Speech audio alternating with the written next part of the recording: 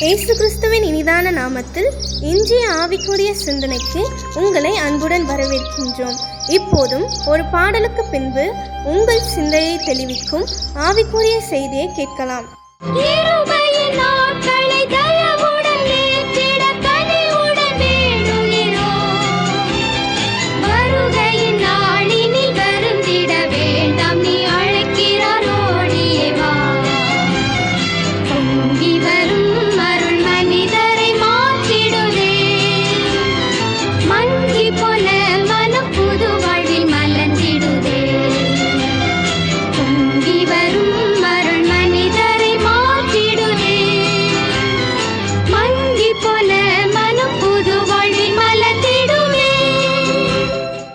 ஆண்டவர் இரட்சகருமாகிய இயேசுவின் இனிதான நாமத்தினால் உங்களை வாழ்த்துகிற இந்த மாதத்தின் கடைசி நாளுக்கு வந்திருக்கிறோம். திரும்பி பார்க்கும் பொழுது திரும்பவும் எனக்கு ஒரு வாய்ப்பு கிடைக்காதான்னு சொல்லி ஏங்குகிற காரியங்கள் இருக்கலாம், அல்லது திரும்பவும் எனக்கு ஒரு அற்புதத்தை ஆண்டவர் செய்ய மாட்டாரா, அல்லது வாய்ப்புகளை தவற விட்டு வேதனையோடு கூட இருக்கலாம். எதிர்பார்த்தபடி இந்த மாதம் எனக்கு அமையவில்லை, அல்லது காரியங்கள் கைக்கூடி வரவில்லைன்னு சொல்லிக்கலாம். ஆண்டவர் நமக்கு திரும்பவும் வாய்ப்புகளை கொடுப்பார், எப்பொழுதும் கிடையாது.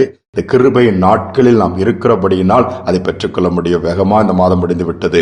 வேதத்தில் இன்றைக்கு ஆவிக்குரிய சிந்தனைக்காக ஒரு வசனத்தை வாசித்து நாம் ஜெபிக்க போகிறோம். லூக்கா எழுதின சுவிசேஷம் 15ஆம் அதிகாரம் 24ஆம் வசனத்தை நான் வாசிக்கிறேன். என் குமாரனாகி இவன் மரித்தான், திரும்பவும் உயிர்த்தான், காணாமல் போனான், திரும்பவும் காணப்பட்டான் என்றான். அப்படியே அவர்கள் சந்தோஷப்பட தொடங்கினார்கள். ஒரு அருமையான உவமையை இந்த இடத்தில் சொல்லுகிறார். ஒரு தகப்பனுக்கு 2 பிள்ளைகள். மூத்தவன் வீட்டில் இருக்கிறான், இளையவன் கொஞ்சம் சிறகு முளைத்த உடனே தனியாக தகப்பன சொத்தை எல்லாம் பிடிவாதம் பிடித்து வாங்கி கொண்டு தூர தேசமாய் போகிறான். அவன் போகிற இடத்திலே அவன் நண்பர்கள் எல்லாம் கூட இருந்து எல்லாவற்றையும் அழித்து விட்டான். தவறான பாதையில் பணங்கள் எல்லாம் போய் வேலை கிடைக்காமல் கடைசியில பன்றி மேய்க்கிற வேலை அங்கும் இல்லாமல் போய் பரிதாபமா இருக்கும் பொழுதுதான் தகப்பனுடைய அன்பை நினைத்து பார்க்கிறான். திரும்ப எனக்கு ஒரு வாய்ப்பு கிடைக்குமா, திரும்பவும் என் தகப்பனோடு சேர முடியுமா அப்படின்னு அந்த இளையகுமாரனுடைய துக்கம். தகப்பனுக்கு என் பிள்ளை திரும்பவும் வரமாட்டானான்னு ஒரு ஏக்கம் இருக்கத்தான் செய்திருக்கிறது. என்ன கடைசியாக அவன் திரும்பி வருகிறான். மகன் திரும்பி வரும்பொழுது தகப்பனை ஏற்றுக்கொள்கிறான். பரிதாபமான ஒரு நிலைமையில் வரும்பொழுது கூட அவனுடைய ஊழியக்காரர் எல்லாரையும் கூப்பிட்டு அந்த தகப்பன் இந்த மகனுக்கு நல்ல வஸ்திரத்தை கொடுங்க, பாதரட்சை கொடுங்க, மோதிரத்தை போடுங்க, நல்லா விருந்து பண்ணும் பொழுது இந்த வார்த்தை சொல்லுகிறான், என் மகன் காணாமல் போனான், திரும்பவும் காணப்பட்டான், மரித்தான், திரும்ப உயிர்த்தான் சொல்லி திரும்ப அந்த காரியங்களை சொல்லுகிறார். மீண்டும் ஒரு வாய்ப்பு, மீண்டும் அவர் சந்தோஷம், எல்லாருக்கும் சந்தோஷம் உண்டாயிடுச்சு. இன்னைக்கு நம்முடைய வாழ்க்கையில கர்த்தர் அப்படிப்பட்ட கிருபைகளை கொடுக்க விரும்புகிறார். ஏதாவது ஒரு காரியம் உங்கள் கையை விட்டு போயிருக்கலாம், நினைத்தது நடக்காமல் போயிருக்கலாம். திரும்பவும் என் தேவன் ஒரு அற்புதத்தை செய்தால் அந்த காரியம் இழந்து போனதை திரும்பவும் உங்களுக்கு கொடுக்க அவர் அவளோடு கூட இருக்கிறார். ஆனால் ஒன்று நாம் அவர் பக்கமாய் திரும்ப வேண்டும். தகப்பன் என்கிற ஸ்தானத்தில் நம்முடைய ஆண்டவர் இருக்கிறார். அவர் பரம தகப்பன். அவர் பக்கம் திரும்பும் போது அவர் சொல்லுவார், தூரமா போன மகன் என் பக்கமா திரும்பி இருக்கிறான், தூரமா போன மகள் என் பக்கமா மீண்டுமா வந்து இந்த சமூகத்தில் வந்திருக்கிறார் என்று சொல்லி இழந்து அத்தனையும் திருப்பி கொடுத்து ஆசீர்வதிப்பார். ஒரு அருமையான விவசாய குடும்பம், கிராம பக்கம், வீட்டை சுற்றிலும் வயல்வெளிகள் நல்ல பசுமையாக இருக்கிறது. அவளுக்கு ஆடு மாடுகள் உண்டு, கோழிகளும் உண்டு. இவளை வளர்த்து கொண்டு அதோடு இயற்கையோடு ஒன்றித்து தங்கள் வாழ்க்கையை சந்தோஷமா வாழ்ந்து கொண்டிருந்தார்கள். ஒரு முறை அவர் கோழி முட்டை போடுகிற பருவம் வரும்பொழுது காணாமல் போய்விட்டது.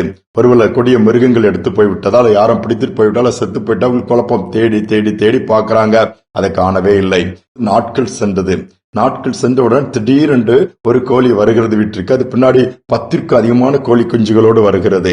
அந்த விவசாயி அவங்களுக்கு ஒரே சந்தோஷம். ஏன் தெரியுமா, அதுவரை காணலன்னு தேடின கோழி திருப்பி வருகிறதுன்னு பார்க்கும் பொழுது அது ஏதோ ஒரு புதருக்குள் முட்டைகளை போட்டு அவைகளை அடக்காத்து குஞ்சு பொறித்த பிறகு திரும்பவும் தன் எஜமான் வீட்டுக்கு வருகிறது. வரும்பொழுது தனியாக அல்ல, ஒரு கூட்டத்தையே கூட்டிட்டு வரும்பொழுது அதோட ரொம்ப அவ்வளவு சந்தோஷமா திரும்ப அந்த கோழியை பார்த்து அந்த குஞ்சுகளை பார்க்கும் பொழுது அவ்வளவு மகிழ்ச்சியாக அந்த விவசாயி எழுதுகிறான். இதே போலதான் திரும்பவும் நம்மளை கட்டி எழுப்புவார்.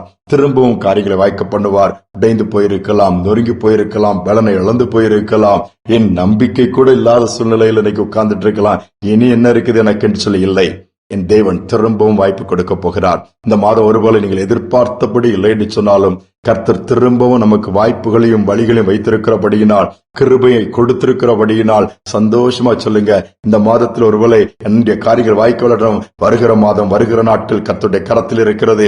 எனக்காக யாவையும் கல்வாரி சிலுவையிலே செய்த தேவன் இதை செய்ய மாட்டாரான் நம்பிக்கையோடு தொடர்ந்து ஆண்டவருக்கு நன்றி செலுத்தி அடுத்த மாதத்துக்குள் பிரவேசிங்க. தடைகள் மாறி இருப்பதை நீங்கள் பார்ப்பீர்கள்.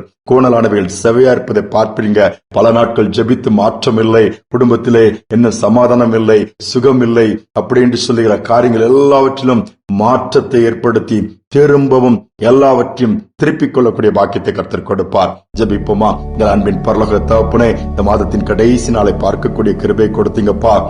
தோல்விகளின் மத்தியிலே, பலவீனங்கள் மத்தியிலே, இழப்புகளின் மத்தியிலே, கண்ணீரின் மத்தியிலே, சமாதான குறைவோடு, சஞ்சலத்தோடு, பாரத்தோடு வெளியே பார்ப்பது நன்றாக இருக்கிறது போல இருந்தாலும் உள்ளத்தில் அழுது கொண்டிருக்கிற கூட்டங்கள் நாளுக்கு நாள் பெருகிக் கொண்டிருக்கிறதப்பா. 4 சுவருக்கு இடையிலே வாழ்ந்தாலும் கூட பிரிவினையோடு, வேதனையோடு, துக்கத்தோடு வாழ்கிற கூட்டம் தான் அதிகம். இந்த சூழ்நிலை எல்லாம் மாற்றி சமாதானத்தோடு மீண்டும் அவர் சந்தோஷத்தை வீட்டுல பார்க்க முடியுமா, மீண்டும் அவர் சந்தோஷமா அங்க இருப்போமா என்கிற அங்கலாய்க்கிற பிள்ளைகளுக்கு அந்த துக்கங்களை சந்தோஷமாய் மாற்றிக் கொடுப்பீராக.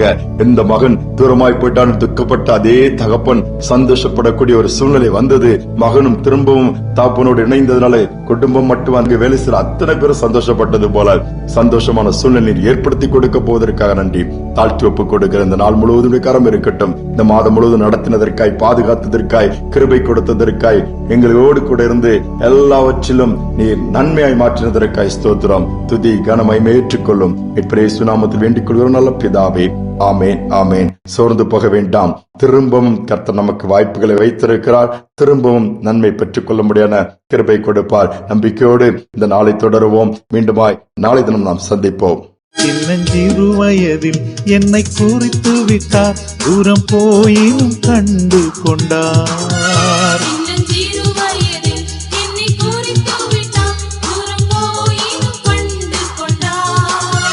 தமது ஜீவனை எனக்கும் அளித்து ஜீவன் பெற்றுக் கொள்ளென்றுரைத்தார்.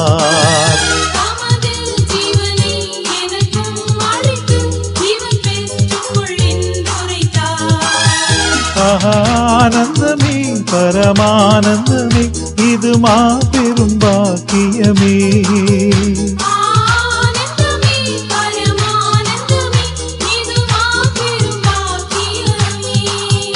இந்த பார்தலத்தின் சொந்தக்காரர் அவர், எந்த உள்ளத்தில் சொந்தமானார்.